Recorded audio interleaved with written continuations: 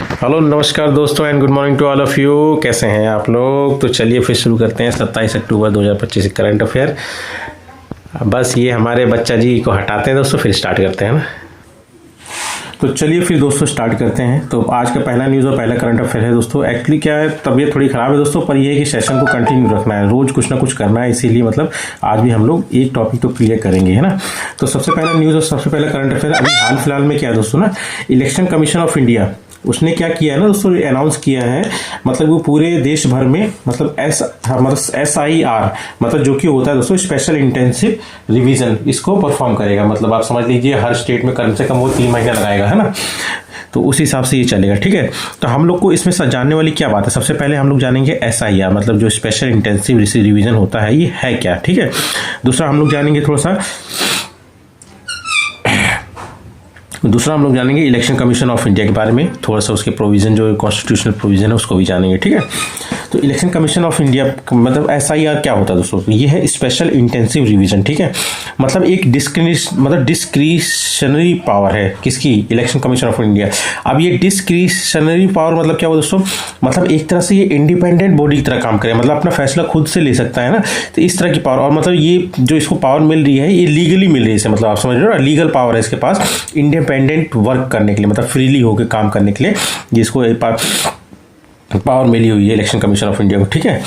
एक ये मतलब ये SIR होता है क्या दोस्तों, ये एक तरह का मतलब आप समझ लीजिए जो इनके मतलब एक तरह से होता है ना, जैसे बूथ लेवल के जो ऑफिसर्स होते हैं उसको इलेक्शन कमीशन ऑफ इंडिया मतलब डायरेक्ट करती है कि आप घर घर जाइए और मतलब जो इलेक्टोरल लिस्ट है, मतलब जो मतलब एक ऑफिशियल लिस्ट होती है जिसमें मतलब जो एलिजिबल होते हैं इलेक्शन दे मतलब वोट करने के लिए उनकी लिस्ट होती है, उसको अपडेट करिए। मतलब आप पुराने वाले पे रिलाई मत करिए कि वो सही है, आप उसको छोड़िए, मतलब आप फ्रेश एक रिपोर्ट बनाइए उसका, मतलब ये इलेक्टोरल रोल का। तो वही एक चीज़ होता है दोस्तों ये SIR, ठीक है। मतलब एक तरह से रिवीजन होता है, ठीक है, वो भी मतलब फ्रेश रिवीजन, ऐसा नहीं मतलब आप पुराने वाले के हिसाब से चलेंगे, ठीक है। मतलब nationwide voter list verification and rebuilding exercise, ठीक है। अब इसका काम वही है दोस्तों जो मतलब इलेक्टोरल रोल्स हो, मतलब ऑब्जेक्टिव यही रहता है कि जो इलेक्टोरल रोल तैयार हो वो मतलब एक्यूरेट हो, इंक्लूसिव हो, मतलब ऐसा नहीं कि मतलब कोई मतलब धर्म के हिसाब से या कुछ उसके हिसाब से, मतलब सबको एक साथ लेके मतलब जो एक्चुअल है वही डाला गया है, ठीक है। उसके बाद मतलब फ्रॉड फ्री हो, सबसे मेन यही फ्रॉड फ्री, ठीक है। अब इसमें प्रोसेस होता क्या, प्रोसेस जो मैंने आपको बताया दोस्तों, जो बूथ लेवल के ऑफिसर्स होते हैं ना, BLOs होते हैं, इनको इलेक्शन कमीशन ऑफ इंडिया मतलब डायरेक्ट करती है कि आप जाइए घर घर जाइए, मतलब to visit every household freshly record voter details without relying solely, मतलब ओल्ड लिस्ट पे रिलाई करना, मतलब अकेले इस पर मतलब रिलाई नहीं करना, आपको फ्रेश रिकॉर्ड बनाना है इसको, ठीक है। उसके बाद इसमें कुछ कंडीशंस भी होते हैं, जैसे कि मतलब अभी जो बिहार में हुआ था उसमें करीब बहुत सारे लोगों का नाम कट गया था, और वो मतलब वो क्या बोल रहे थे कि आपको अपना जैसे प्रूफ करने के लिए, सिटीजनशिप प्रूफ करने के लिए, या फिर आप यहाँ के नागरिक हैं नहीं है, तो ये सब प्रूफ करने के लिए वो बोल रहा था आधार कार्ड नहीं लेंगे, आधार कार्ड में तो कोई भी बनवा सकता है, तो उसके लिए मतलब जैसे बर्थ सर्टिफिकेट है, ये सब की डिमांड कर रहे थे, इसलिए काफ़ी विवाद में चला था, ठीक है। और अब इसमें मेन क्या है, लीगल कॉन्स्टिट्यूशन और मतलब इसको मतलब कानूनी तौर से पावर कहाँ से मिलता है, ठीक है, SIR जो है। तो ये जान लीजिए ये मेंशन तो वैसे नहीं है दोस्तों, पर आप समझ लीजिए ये जो चीज़ SIR मतलब इलेक्शन कमीशन ऑफ इंडिया कराती है वो आर्टिकल 324 के तहत कराती है। क्यों? क्योंकि इसके तहत क्या इलेक्शन कमीशन ऑफ इंडिया को इलेक्शन कमीशन ऑफ इंडिया को पावर मिली है कि वो कंडक्ट करा सकता है और मतलब देख रेख कर सकता है किसका, इलेक्शन का, जो भी कराएगा वो, ठीक है। जैसे कि वो इलेक्शन कहाँ का कराता है, जैसे कि मतलब पार्लियामेंट हो गया, स्टेट लेजिस्लेचर हो गया, प्रेसिडेंट हो गया, वाइस प्रेसिडेंट हो, इन सब का इलेक्शन कौन कराती है, इलेक्शन कमीशन ऑफ इंडिया, ठीक है। तो इन्हीं सब के लिए पावर कर देती है कंडक्ट करने के लिए और सुपरवाइज करने के लिए इलेक्शन को, किसको, इलेक्शन कमीशन ऑफ इंडिया को संविधान देता है, संवैधानिक मतलब ये है प्रोविजन, ठीक है। और एक रिप्रेजेंटेशन ऑफ पीपल एक्ट है 1950 एक्ट दोस्तों, उसका जो सेक्शन 21 का 3 है ये ऑथराइज करता है election commission of India to revise मतलब इलेक्टोरल रोल्स को, मतलब जब जरूरत पड़े तो उसको रिवाइज करने के लिए, ठीक है। तो मेथड क्या होता है, मेथड यही है दोस्तों, हाउस टू हाउस इन्यूमरेशन, मतलब घर घर जाके जो ब्लॉक लेवल के ऑफिसर्स होते हैं वो मतलब रिकॉर्ड मतलब अपडेट करते हैं, ठीक है।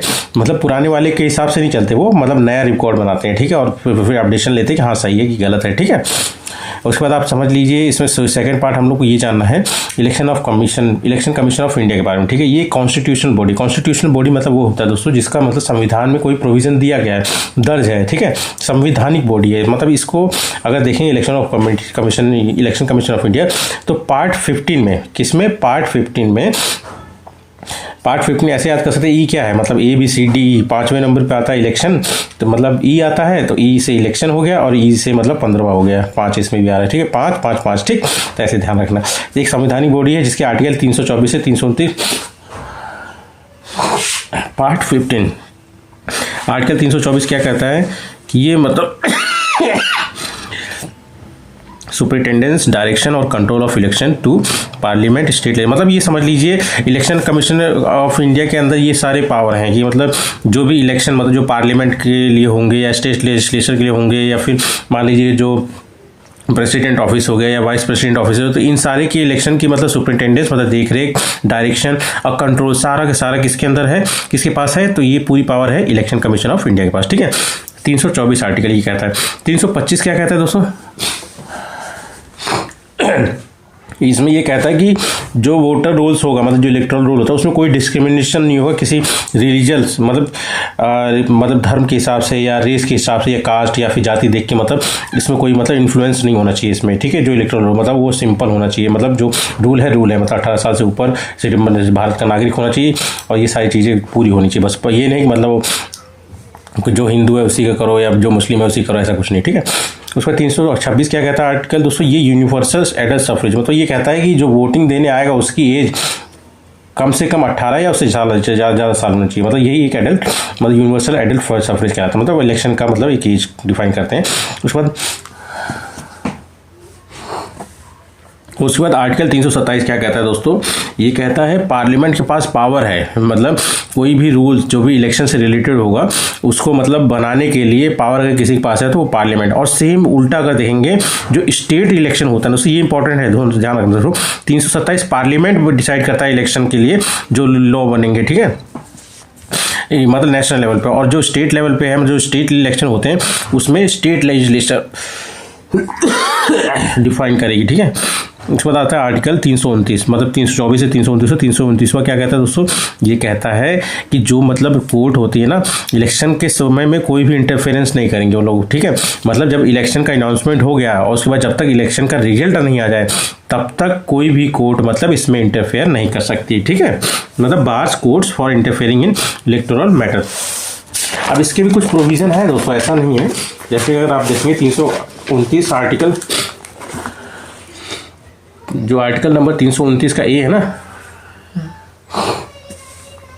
ये कहता है कि कोर्ट जो है कोई क्वेश्चन नहीं कर सकता है किससे, पार्लियामेंट से या स्टेट लेजिस्लेचर से, किस मैटर में, डिलिमिटेशन ऑफ कॉन्स्टिट्यूशन मतलब किसी कॉन्स्टिट्यूशन की मतलब जो बाउंड्री निर्धारित की जाती है ना उसके ऊपर कोई क्वेश्चन नहीं कर सकते हैं मतलब कोर्ट, मतलब चाहे पार्लियामेंट हो चाहे स्टेट लेजिस्लेचर, किसी से नहीं, ठीक है। और जो उस कॉन्स्टिट्यूशन में जैसे सीट्स कैसे डिफाइन होती है पॉपुलेशन के हिसाब से, अब ठीक है कम है ज़्यादा है वो मैटर नहीं करता है, पर ये जो चीज़ है ये मतलब पार्लियामेंट या स्टेट लेजिस्लेचर डिफाइन नहीं करेगा, ठीक है। मतलब अगर सब एक बार हो गया मतलब बाउंड्री तय हो गई और सीट्स अलाउट हो गए तो मतलब वो लोग नहीं इंटरफेयर कर सकते इसमें, ठीक है। उसके बाद 329 का बी क्या कहता है, अगर इलेक्शन चल रहा है मतलब अनाउंसमेंट से लेके रिजल्ट आने तक, जब रिजल्ट आ जाता है तब तक मतलब कोर्ट कुछ नहीं बोलेगा, कोर्ट में कोई इस चीज़ को चैलेंज कर ही नहीं सकता, ठीक है। कंप्लेंट रिलेटेड टू इलेक्शन मतलब समझ लीजिए दोस्तों जैसे रिजल्ट आ जाएगा उसके बाद कंप्लेंट हो सकता है, पर उसको करने के लिए सबसे पहले जान लीजिए उसको करने के लिए इलेक्शन पिटीशन डालना पड़ेगा जो कि एज पर होना चाहिए रिप्रेजेंटेशन ऑफ पीपल्स एक्ट 1951, ठीक है। अब ये इलेक्शन पिटीशन कहाँ होगा, हाई कोर्ट में। फिर हाई कोर्ट जो मतलब जवाब देगी अगर उससे सेटिस्फाई नहीं है तब सुप्रीम कोर्ट में आप अपील कर सकते हो, ठीक है। और इसका डिसीजन जो होगा फाइनल होगा और बाइंडिंग होगा, मानना भी पड़ेगा, ठीक है। उसके बाद थोड़ा सा कंपोजिशन देख लेते हैं इलेक्शन कमीशन ऑफ इंडिया के। कंपोजिशन में अगर आप देखेंगे दोस्तों तो तो एक इसमें होता है चीफ इलेक्शन कमिश्नर और 2 होते हैं इलेक्शन कमिश्नर। ध्यान रखिए चीफ इलेक्शन कमिश्नर का रिमूवल जो होता है जैसे सुप्रीम कोर्ट का जज होता है वैसा ही रिमूवल होता है, पर ये दोनों जो होते हैं इलेक्शन कमीशन ऑफ इंडिया मतलब इलेक्शन कमिश्नर जो होते हैं बाकी 2, इनका रिमूवल इसी के मतलब रिकमेंडेशन हो जाता है। अगर चीफ इलेक्शन कमिश्नर ने अगर रिकमेंड कर दिया कि इनको हटा दो तो ये हटा दिएंगे, पर इसको हटाना होगा ना तो पूरा प्रोसीजर होता है दोस्तों जो सुप्रीम कोर्ट के जज को निकालने का होता है। ठीक है, दोनों के दोनों अपॉइंट किसके द्वारा किए जाते हैं? प्रेसिडेंट पर एक सिलेक्शन कमेटी के द्वारा जो अपॉइंट होते हैं। वो कमेटी में कौन कौन होते हैं दोस्तों? एक तो प्राइम मिनिस्टर होते हैं, दूसरे होते हैं उन्हीं के द्वारा नॉमिनेटेड एक यूनियन कैबिनेट मिनिस्टर होंगे और एक होगा लीडर ऑफ अपोजिशन जो कि लोकसभा के होंगे। ठीक है,